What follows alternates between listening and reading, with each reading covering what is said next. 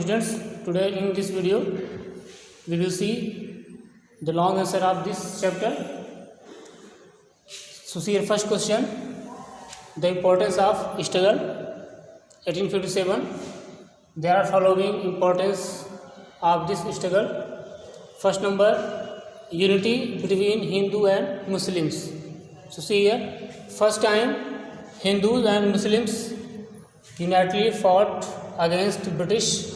This struggle developed the feeling of brotherhood among them. For example, Nana Sahib, Hindu, and Bahadur Shah Zafar, Muslim, were united. Okay, so it is the first point, means you can say that in the sense of unity, it was the first importance. Second importance, there was developing of enthusiasm, new feeling after this struggle. So see here, a new feeling of enthusiasm. See, before this struggle, Indians and British considered that British could not be defeated. So in this, before this struggle, British and Indians, they were in confidence that British especially, they were in confidence that they could not be defeated. But after this struggle, but due to this struggle, both means Britishers and Indians, illusion means भ्रम had broken, उनका ये भ्रम टूट गया. It was the feeling of confidence. You can say that new feeling is feeling of confidence developed among Indian that they could struggle against British. Okay, so it was the feeling of confidence. इससे पहले Indians का खासकर ये उनको एक उम्मीद भी नहीं थी कि इनको हम टक्कर दे सकते हैं या इनके खिलाफ लड़ सकते हैं, ऐसा कभी उन्होंने सोचा नहीं था. लेकिन इस संघर्ष के बाद उनके अंदर एक जोश, एक विश्वास आ गया कि नहीं, यदि हम एक हों तो ब्रिटिश के खिलाफ लड़ सकते हैं. ओके, तो ये उनका second number importance. Third number, in this struggle farmers also participated first time. ये पहली बार हुआ था जब फार्मर्स जो थे, किसान वर्ग, ने इस युद्ध में भाग लिया. Before they never participated. अब क्यों किया participate? Because British policies interfered in their life and exploited in several ways. जो ब्रिटिश पॉलिसी थी, it was exploiting policies, and उनका जो एक्सप्लॉयटेशन था वो कई तरह से हो रहा था. High taxes, okay, and capturing of land and labour force. So it was the exploitation in several ways. Okay, next video, cooperative policy of British. cooperative policy means जो पॉलिसी है कोऑपरेटिव, ये किसकी थी? ब्रिटिश की. तो after the struggle British realised the strength of Indians first time. तो पहली बार British को आभास हुआ इंडियंस की स्ट्रेंथ का, उनकी ताकत का. इससे पहले वो क्या समझते थे इंडियंस को? Backward, uncivilised, uneducated, weak. तो इस स्ट्रगल के बाद उनका ये भ्रम भी दूर हो गया. So they maintained good relation with Indians. They changed all their exploitative policies.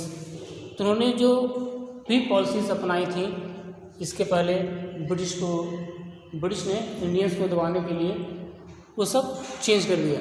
चाहे वो आपका डॉक्ट्रिन ऑफ लैप्स हो, चाहे सब्सिडी अलायंस हो, वो सब उन्होंने चेंज कर दिया. इसका एग्जाम्पल यहाँ पे है. Queen Victoria promised Indian kings that their state would not be seized. उन्होंने क्या प्रॉमिस किया कि जो उनका स्टेट है इंडियंस का, वो अब भविष्य में सीज नहीं होगा. Okay,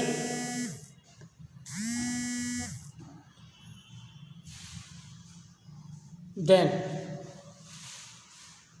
fifth point, development of means of transport and communication started after this struggle. इसके बाद जो डेवलपमेंट है, उन्होंने कुछ नया करने का विचार किया और उन्होंने किया भी, जैसे development of means of transport and communication. कैसे? You will see it was starting of new era of development in India.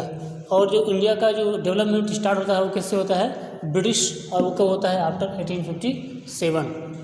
जैसे यहाँ पे for example, after the revolt the British developed telegraph, rail and postal services. Okay, हालांकि इन्होंने अपने लिए शुरू किया था, लेकिन कहीं न कहीं इसमें भी इंडिया का डेवलपमेंट जुड़ा हुआ था। Then 6 point, this revolt strength weakness of Indian kings and lords. इस रिवोल्ट के पहले जो कमजोरी थी इंडियंस की, या जो थे लॉर्ड्स, वो जो हमेशा आपस में लड़ा करते थे, वो दूर हो गया। उनका जो लड़ने का सिलसिला था वो दूर हो गया। क्यों? It also removed selfishness, cowardness and mutual conflict. उनके बीच जो हमेशा विवाद होता रहता था, जो हमेशा स्वार्थ की जो भावना थी, जो उनकी कायरता थी, वो सब खत्म हो गई। वो एक अब निर्भीक हो गए, एक साहसी के रूप में उभर के आए। Then it is 6 point. इस तरह से आप कह सकते हैं कि जो ये स्ट्रगल है इसका importance, hence this struggle is important to keep common goal, religious harmony and developing of feeling of cooperation among Indians. तो इंडियंस की जो यूनिटी है कहीं न कहीं इस स्ट्रगल के बाद शुरू हुई, और जो भी इसका इम्पोर्टेंस है वो इन्हीं पॉइंट्स में है। भले ये फेल हुआ, लेकिन इसका इम्पोर्टेंस इसी में है। किसने एक कॉमन गोल दिया, और वो कॉमन गोल जाके कहाँ पे फिनिश हुआ? लगभग 1947 में। अब यहाँ से इंडिया का जो स्ट्रगल है फ्रीडम, वो शुरू हो जाता है 1857 के बाद। ओके, तो ये उनका था कॉमन गोल, जो कि था free means freedom. Okay, so it is the long answer first in this chapter. Only one long answer is there, and after this there are some short notes, so I will hint you in the book and you will fill this answer in the copy. Okay, so let us see in the book. See here, it is I have given in the board. Now see second question. There are some short notes: Tatya Tope, Rani Lakshmibai, Nana Saheb, Begum Hazrat Mahal. So it is given already in the book. Let us see. See here, Rani Lakshmibai. It is given in the book, and reference book also same you will find. So in the year 1854 following means उसी साल following the death of Raja Gangadhar Rao, जो कि क्या थे husband of Rani Lakshmibai, British government denied their adopted son on the heir means जो उन्होंने उत्तराधिकारी माना था, उत्तराधिकारी to the throne and merge Jhansi in the British Empire। और किस में मर्ज किया था? Doctrine of labs. किसने? लॉर्ड डलहौजी। रानी लक्ष्मीबाई प्रोटेस्टेड मीन्स विरोध करना, उन्होंने उसका विरोध किया। एंड फॉट फेर्सली मीन्स बहादुरी के साथ उन्होंने संघर्ष किया।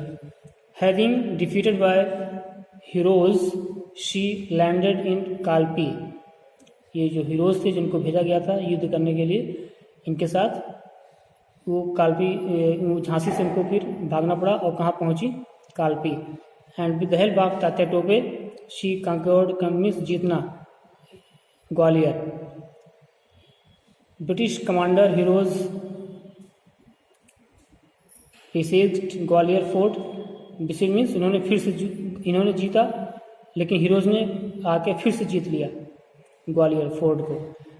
अब on 18 June 1858 Rani Lakshmibai sacrificed her life in soldiers outfit. Outfit means जो उनका पोशाक था, उनका जो ड्रेस था, कैसे था? ये सोल्जर के रूप में, एक सैनिक के रूप में। तो इनकी जो कहानी है, stories of her valour means उनकी बहादुरी की, शौर्य की, are still sung and inspire the Indians. So it is the short notes here also. Tatya Tope was one of the valiant soldier, बहादुर योद्धा थे। of struggle of 1857 who had loyalty with Peshwa family. Peshwa क्या होते थे उस समय के, आप कह सकते हैं कि जो प्रधानमंत्री होते थे मराठा साम्राज्य के, उसको बोलते थे पेशवा। ओके, प्रधानमंत्री कोई बोलते थे मराठी भाषा में Peshwa. Tatya Tope will be remained for his patriotism, courage, strategic skill, जो उनका लड़ने का तरीका था, उसके लिए मिलिट्री एक्यूमेन मीन्स जो उनका सैनिक नॉलेज था, perseverance in the absence of resources, fearlessness and guerrilla warfare tactics, जो उनका था कैसा था, गुरिल्ला मीन्स हमेशा ये छिप के वार करते थे, रात के अंधेरे में, या फिर मीन्स बिना सामने आए ये युद्ध करते थे। The entire responsibility of Nana Saheb Peshwa's military campaign was on the shoulder of Tatya Tope. Peshwa family का जो पूरा मिलिट्री अभियान था वो किसके ऊपर था, तात्या टोपे के ऊपर। Okay, Tatya Tope played a major role in acquiring Gwalior fort of queen of Jhansi Lakshmibai. Tatya Tope ने ही झांसी की रानी के साथ मिलकर ग्वालियर किला जीता था। तो इस तरह से आपको पढ़ना है और आपको लिखना है। See here, then he was arrested. यहाँ देखिए बुंदेलखंड का उन्होंने जो किया था Tatya Tope, you have seen already in multiple choice question. He was arrested by British and deceit and patriot. He was caught in the jungle of Aron means Guna, MP का जो आता है वहाँ पे उनको पकड़ लिया गया था। And he was hang in Shivpuri on 18 अप्रैल 1859। शिवपुरी में ही उनको फांसी दे दी गई थी। Then Nana Saheb was another important soldier.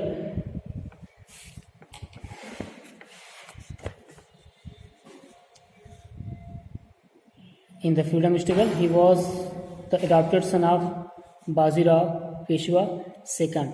जो बाजीराव थे उनके ये दूसरे पुत्र थे, कैसे थे, अडॉप्टेड, उनको गोद लिया गया था, इसलिए उसको ब्रिटिश इनको नहीं मान रहे थे। ही स्टेड इन बिठूर, उनका बिठूर में ही उनका मतलब राजधानी थी।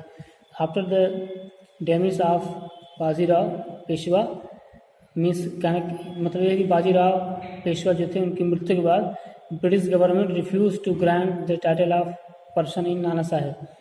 कहने मतलब बाजीराव पेशवा जो थे उनकी मृत्यु के बाद ब्रिटिश गवर्नमेंट ने पेशवा का पद ही समाप्त कर दिया और नाना साहब को पेशवा मानने से इनकार कर दिया। जिनका टाइटल था पेशवा का वो भी उन्होंने स्वीकार करने से मना कर दिया। तो पेशवा की लड़ाई इसलिए थी, उनको नाना साहब की लड़ाई इसलिए थी, उनको पेशवा पद पाना था। देयरफॉर नाना साहब along with his loyal soldier chased British army of from Kanpur and declared himself a Peshwa. उन्होंने फिर अपने आप को पेशवा साबित मीन्स क्या कर दिया, अनाउंस्ड कर दिया। Tatya Tope and Azimullah were his loyal army chief, ये उनके सेनापति थे तात्या टोपे और अजीमुल्ला नाना साहब के। Then last Begum Hazrat Mahal. Begum Hazrat Mahal was widow of Nawab of Awadh.